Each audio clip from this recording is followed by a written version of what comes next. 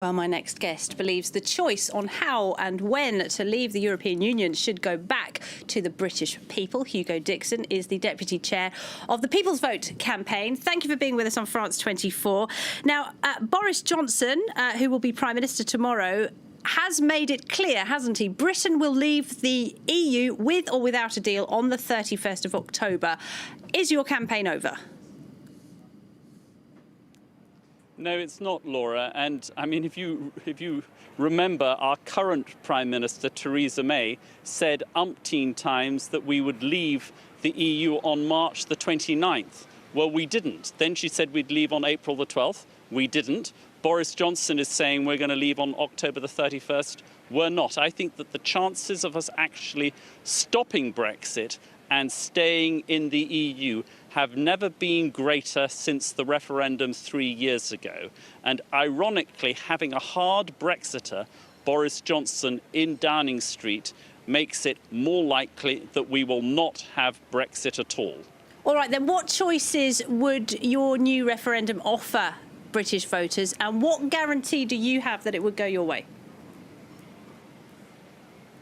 I have no guarantee that it will go our way, and I'm not even sure that we'll have a referendum. I think it's also quite likely we'll have a general election.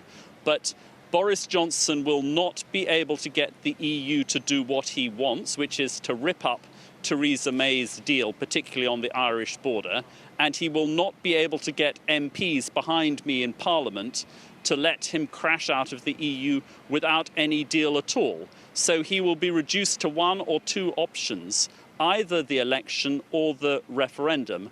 And in both cases, it will be a straight choice between leaving the EU with no deal and no Brexit at all. I have no guarantee that we will win those fights. However, every opinion poll so far this year has shown that the British people prefer to stay in the EU than to leave the EU. So public opinion has shifted, and if we have that electoral contest or that new referendum, I'm confident that we've got a good chance, but we're going to have to strain every sinew to persuade the British people that that is the right thing to do. And we're going to have to persuade them that actually we have much more in common, both in terms of values and in terms of interests with our European friends and neighbours, than if we go out onto the high seas on our own or throw our lot in with Donald Trump.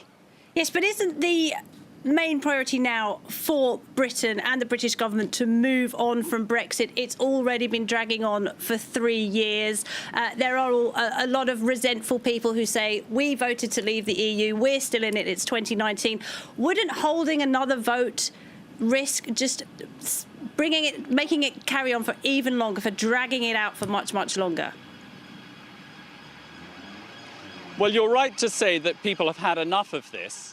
But actually, if we crash out of the EU without any deal at all, that is not the end of Brexit. We are going to be squabbling and fighting about Brexit for years to come. We're probably going to be crawling on our knees back to the EU and say, please, please, please give us a deal, when we discover that lorries are backed up in Dover because they can't get through to Calais, when we discover that fresh fruit is rotting and we can't even sometimes get the medicines that we need. So, no, I don't agree with you. The best way to stop obsessing about Brexit and to start fixing the real problems at home is to stop Brexit. We'll have more money, we'll have more power. Just briefly, not everyone agrees with you either, because a YouGov poll shows that only half of British voters believe no deal would be catastrophic, and 47% believe the consequences of a no deal have been exaggerated. What would you say to those people?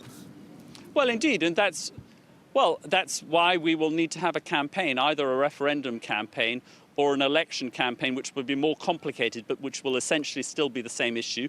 We need to start making the case, both the case against a crash-out Brexit, but also the positive case for being in the EU.